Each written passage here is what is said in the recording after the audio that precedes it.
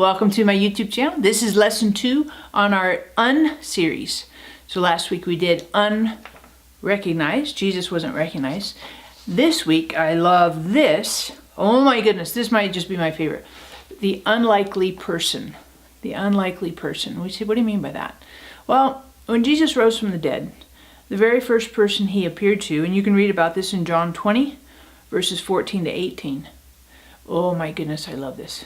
The very first person he appeared to was Mary Magdalene.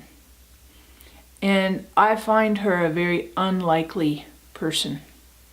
Of all the people Jesus could have appeared to, you would expect him to think, well, he should appear to Peter, right? Because, he's Peter, right? He's this large and in charge, bigger than life, always stepping into, the limelight, always putting his foot in his mouth. Peter be the automatic, natural choice. But he doesn't choose to appear first to Peter. You might think, well, Peter denied him, so maybe he needs to patch that up. But Jesus doesn't appear first to Peter. Jesus doesn't appear first to John. Jesus doesn't appear first to his mother, right? You'd be like, hey, she might be a little concerned. He doesn't appear to any of these people. He, in my opinion, he appears to an unlikely person. And I say Mary Magdalene, and I think she's unlikely because, number one, we don't hear boatloads about her throughout the Gospels. One thing we do know about her is she traveled with Jesus, as he went from town to town along with several other women. But we do know that Jesus cast out 7 demons from her. And let me just be clear that before Jesus did that, so exorcism, casting out the demons, I want to bet you dollars to donuts, she was kind of freaky. When you're demon possessed, you have 7 demons.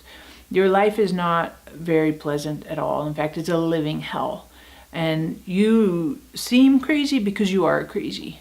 That demonic possession is ruthless, brutal, inhumane, destabilizing, all the awful adjectives you could think of. Full on. And Jesus set her free from all that demonic possession and influence and drove those horrible things out of her life. Before he did that, I bet you she was not just a little crazy. And so Jesus appears, in my mind, to a very unlikely person. He didn't appear to Pilate. He didn't appear to religious leaders. He didn't appear to some of his key, noteworthy followers everybody had heard of, like Peter. He didn't appear to family members. He appeared first to Mary Magdalene. And I love that because sometimes you and I, we might feel like we're unlikely. We're not, large and in charge, visible, and, the most obvious person or the most charismatic, the most influential, whatever it is.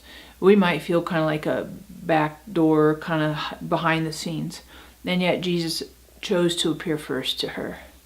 And when she recognized him, she thought he was a gardener. She recognized him. She fell at his feet and held on to him. And he said, don't cling to me. I'm really excited. I'm going to go to my Father and your Father. Go tell the disciples I'm alive. And I just think, I love that Jesus chose, in my mind, the most unlikely person to appear to first after his resurrection. And whatever your mindset is, whatever your background, whatever you've done or you haven't done, Jesus likes to appear, likes to reconcile, likes to connect, even with unlikely people, with unexpecting people, with people who think that's not him. They think he's somebody else. But he likes and he wants and he is attracted to you. He likes your presence. He finds your company to bring him great pleasure. So I just encourage you today, you're not unlikely to Jesus. You're very likely. He's chosen you, not because of anything you did or didn't do, but because he loves you. He thinks you're awesome. In fact, he finds great pleasure in spending time with you and you spending time with him. So today I just encourage you, you don't have to earn or deserve or do anything. He enjoys your company. You're not unlikely to Jesus. So thank you so much for watching, and I'd love to get your feedback. subscribe, that'd be awesome. Give me a thumbs up, thumbs down. Just anything is super helpful because it just kind of lets me know, A, you're watching, B, you know, it kind of gives me some help on what to do or not to. So thank you again for watching. Love to get your subscription. That'd be fantastic. And here's your concluding joke, because of course the jokes are all what we wait for. Not quite. I know some of you are like, click that off because her jokes are awful. Okay, but hold on, this is a quickie one. What do lawyers wear to court? What does a lawyer wear to court? Lawyers wear lawsuits. I know. See? They get better and better every week.